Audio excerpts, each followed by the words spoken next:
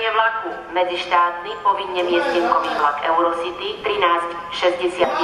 Leo Express, spoločnosti Leo Express, smer Košice, pravidelný odchod 21 hodín 18 minút, bude z dôvodu nehody na trati meškať asi 30 minút. Ohlásená doba meškania sa môže zmeniť.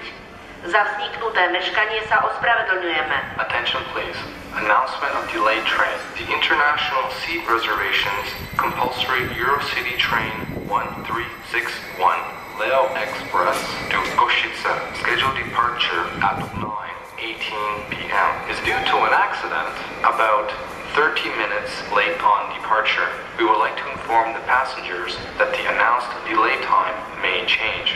We would like to apologize for the delay. The passengers will be informed in time about any change in the delay. Osobný vlak železničnej spoločnosti Slovensko, smer Poprad-Spišská Sobota, Matejovce pri Poprade, Studený potok, Huncovce, Kežmarok, Spišská Belá zastávka, Podolínec a Stará Ľubovňa, pravidelný odchod 21 hodín 46 minút je pristavený k nástupišťu 3, koľaj 14. Môžete nastupovať.